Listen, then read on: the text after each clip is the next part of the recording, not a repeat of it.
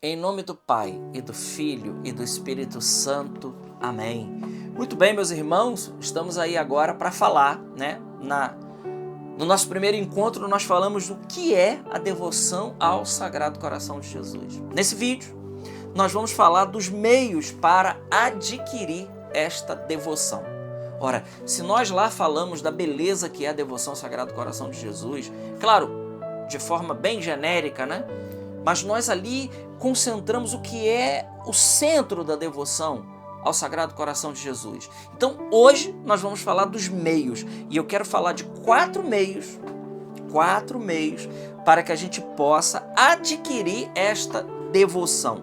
São quatro disposições que nós precisamos ter para que a gente possa crescer e adquirir esta devoção que é tão necessária a cada um de nós. Primeira delas, um grande horror ao pecado. Meus irmãos, essa primeira disposição de ter um grande horror ao pecado significa para nós uma palavra: estado de graça. Sem isso, sem o estado de graça, nós não conseguimos avançar. Santa Teresa, ela nos fala disso maravilhosamente bem.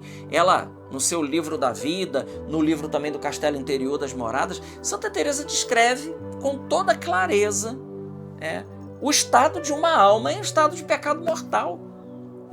Como está uma alma em estado de pecado mortal.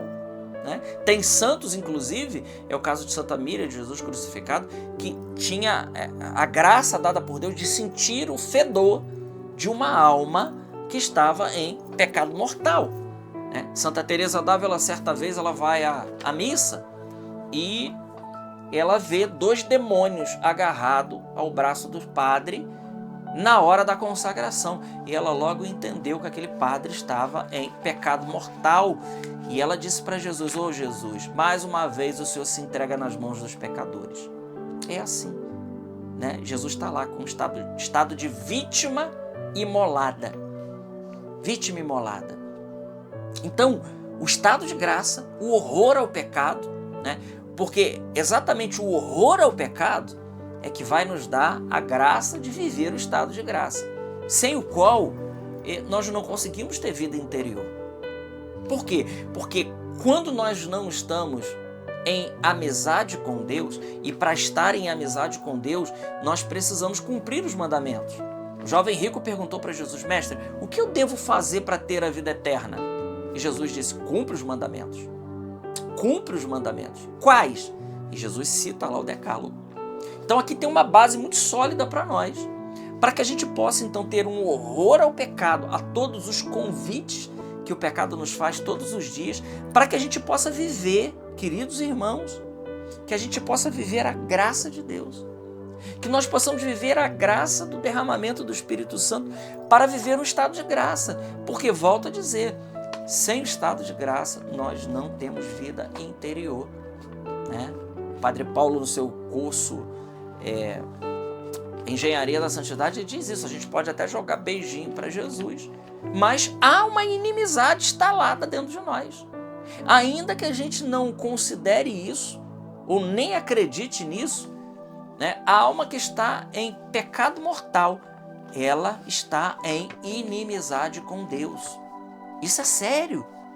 E por isso esse estudo da devoção ao Sagrado Coração de Jesus. Então, primeiro meio, primeira disposição que nós temos que ter é um horror ao pecado. Romanos capítulo 6, versículo 23 diz o seguinte: o salário do pecado é a morte. Essa escolha é nossa, meus amigos. Nós precisamos escolher. Nós precisamos escolher. A escolha é nossa. O salário do pecado é a morte. Enquanto a graça, ela nos dá vida. E não vida biológica, mas a vida que Jesus fala lá no Evangelho de São João, o verbo lá é zoé, é vida em abundância. É uma vida que não se esvai de nós, é uma vida em plenitude, a plenitude da graça. Então, nós precisamos lutar. Depois, segunda disposição, uma fé viva. Uma fé viva. Nós não cremos ainda como deveríamos crer no mistério do altar. Então, essa segunda disposição, ela precisa colocar em nós o aumento da fé. E aqui, meus irmãos, está maravilhosamente bem colocado algo que a gente pode pedir com muita tranquilidade, sabendo que Deus irá nos dar. Ora, como nós temos certeza disso? Existem certas coisas, existem certas situações que são orações infalíveis.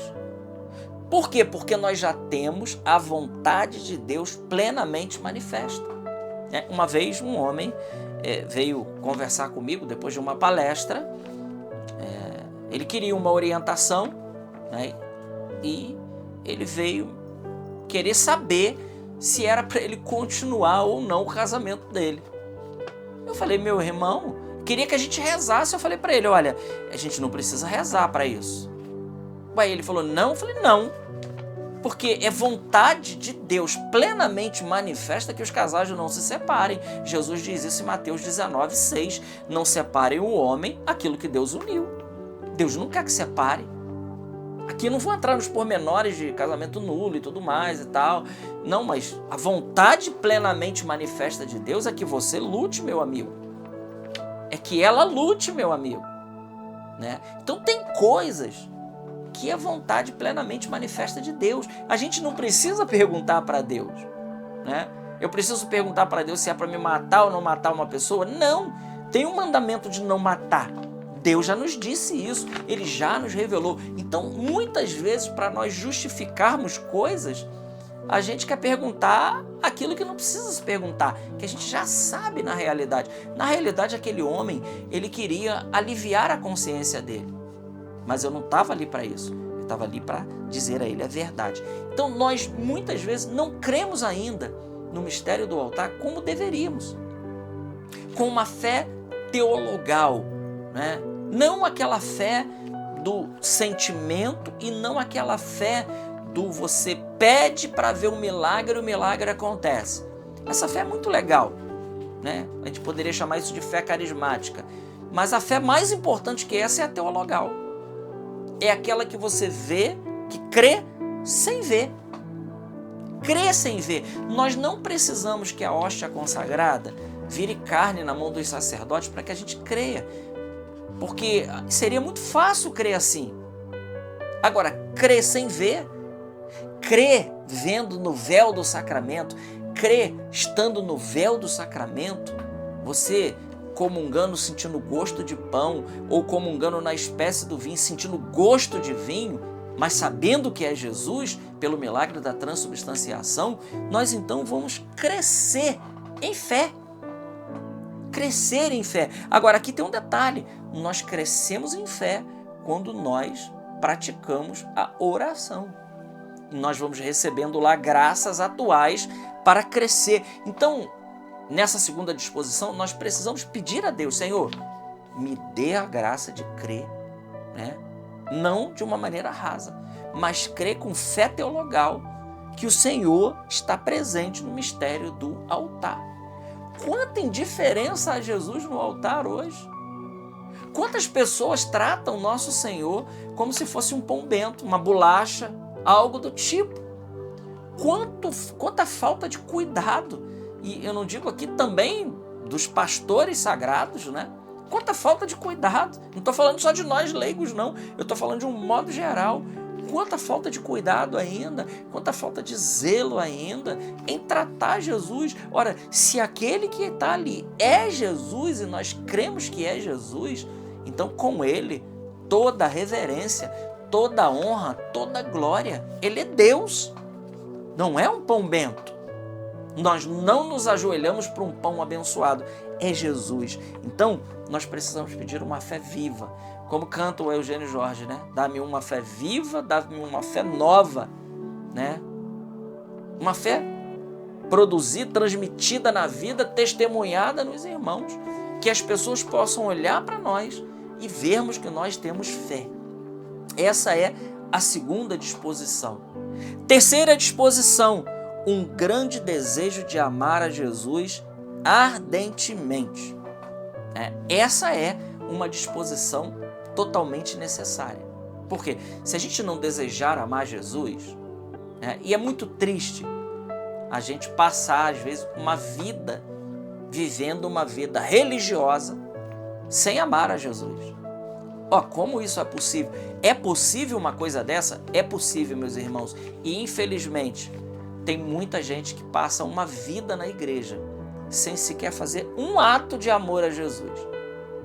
Um ato de amor a Jesus. Porque esse amor a Jesus, que vem em primeiro lugar, antes de todas as realidades, ele é transbordado nos irmãos, né? Porque quando a gente vê um irmão sofrendo, aquele ali é Jesus. Quantas vezes eu já fui visitado pelo Senhor no sofredor, no doente, né? Naquele que sofre, no pobre, no drogado, no bêbado. É Jesus que está ali também. É Jesus. Então, um desejo profundamente de amar a Jesus. Agora, é claro, nós não vamos conseguir amar essas realidades se a gente não vê Jesus ali no irmão. Padre Pio dizia que aonde está o pobre está Jesus, aonde está o pobre e o doente, Jesus está em dobro. Mas como nós vamos ver isso? Naturalmente? Jamais. E é aí que a desgraça do naturalismo atrapalha a igreja. Porque o naturalismo está dentro da igreja, infelizmente.